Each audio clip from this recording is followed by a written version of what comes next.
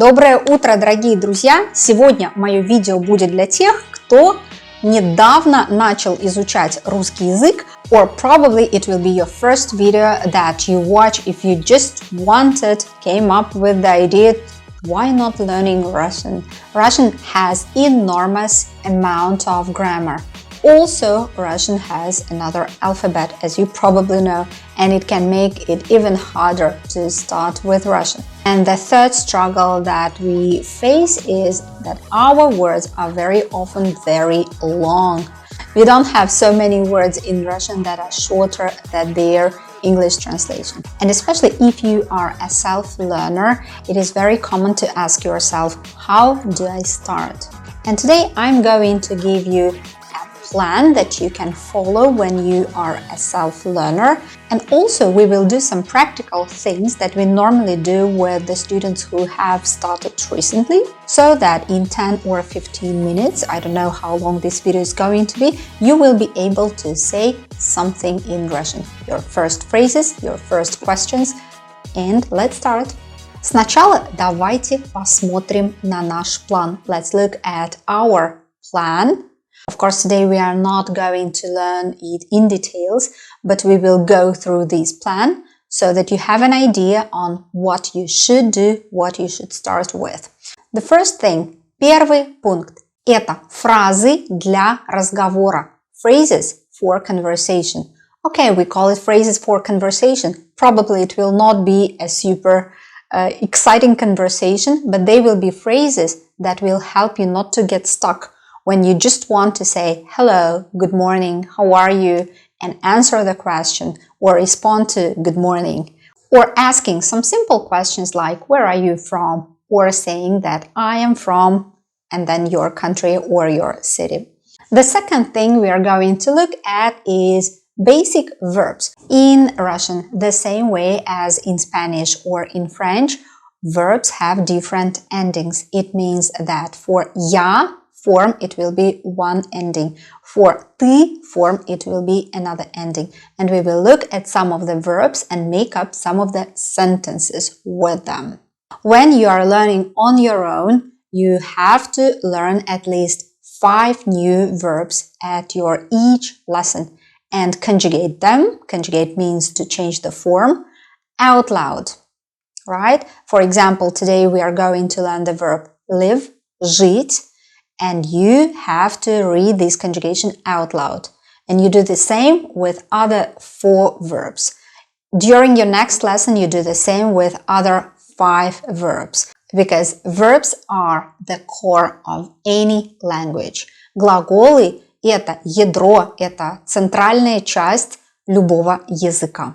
The third thing we are doing is we make some sentences about ourselves. And again, when you are learning Russian, your text can be or should be a little bit longer. Today we are doing just basic stuff, just to help you start. And the fourth important thing is you have to be able to ask the same things in Russian.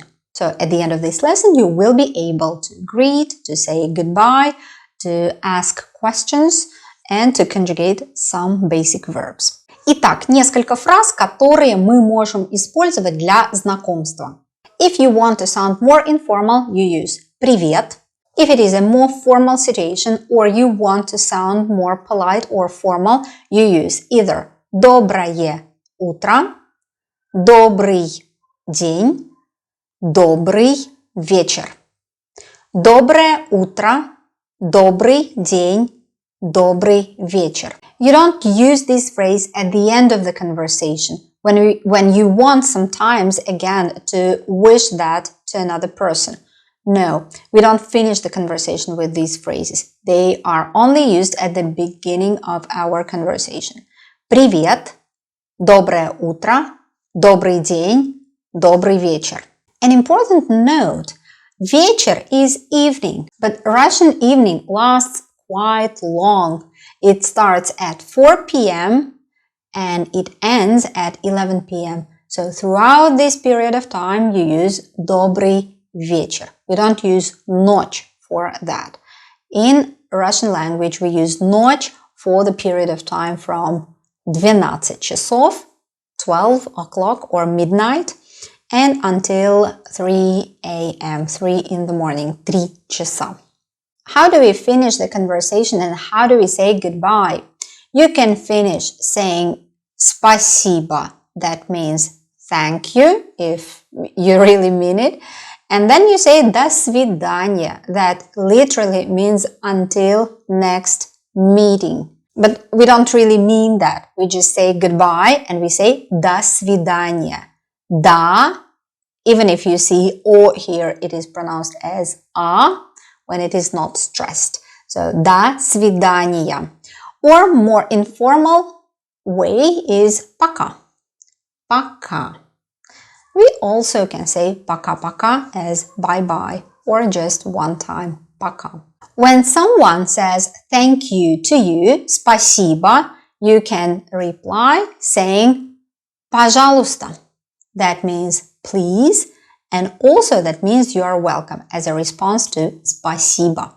Итак, спасибо, пожалуйста. Спасибо. Another option is не за что. 3 words here and they are pronounced quite fast and it sounds like one word. Не за что. Не за что. That means for nothing. Не за что. Now, what do you say when at the end of the conversation you want to say have a good evening or have a good day? The phrases will be хорошего дня. Хорошего дня, that means have a good day. Хорошего вечера, have a good evening, if it is already afternoon or evening time. Хорошего вечера. Или хороших выходных, have a good weekend. If you say goodbye, for example, on Friday evening or on Saturday morning, and you still can wish a good weekend. Хороших выходных. H sound is stronger than, for example, in the word he in English. And we Russians struggle with that. Yeah, because very often we would say he instead of he. We would say he just because we think that it is our h sound, like хороших выходных. Хороших выходных. Have a good weekend. And good questions that we pretty often ask are как дела? And that means how are things? Как means how, дела means things. Как дела? We can say нормально, that is fine. We can say хорошо, and that means good. Or we can say отлично, when things are really good, that means perfect. Итак, как дела? You can choose among отлично, хорошо, нормально. I recommend that you print these phrases and put it in front of you somewhere in, I don't know, in your bathroom or in your kitchen so that you read them for 5 days or 1 week in a row every morning out loud. And then you change the phrases. Yeah, don't let them be on the same place for a long time because then you won't pay attention to them. Okay, the second part. Now we will conjugate the verb. Let's take the verb live so that we are able to say where we live. The verb to live in its infinitive form, like to live, is жить. And here we are learning the pronouns I, you, he, she, it, and so on. And we learn the conjugation of the verb жить. Итак, я живу. I am saying that and please pronounce it out loud. Я живу. That means I live. Я живу. Then, if you want to say the name of the country or the name of the city, you need a preposition в. Most of the countries have ending «ия» in Russian, like Italia, Испания, Франция. And when you say that you live in this place, the ending of the country will change into «и». Например, я живу в Италии. Я живу в Испании. Я живу в Австралии. I will be happy if you write in the comments section where you live now. Я живу в, and then the name of your country. If you are not sure, you can ask me. I will reply how the name of your country looks in Russian. If you join my Telegram chat, I will even pronounce it so that you practice it. You practice the pronunciation and you practice the spelling as well. Итак, я живу, ты живешь, он или она, he or she, он is masculine, he, она is feminine, she, живет, the same form for both of them.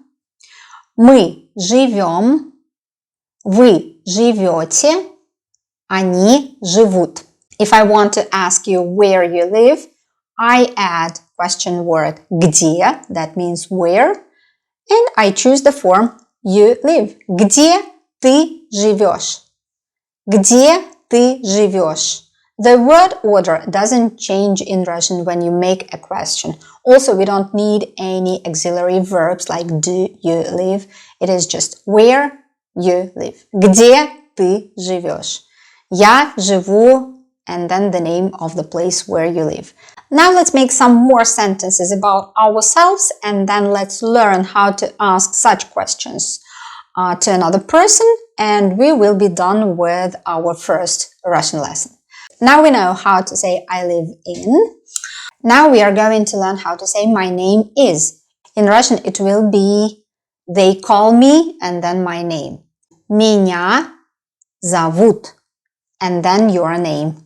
Меня зовут. Меня is me. Зовут means they call. So what we really say is they call me and then my name. Меня зовут, например, Константин. Меня зовут Дмитрий. Меня зовут Анастасия. Меня зовут Мария. Меня зовут is the same form for men and women, for masculine and feminine.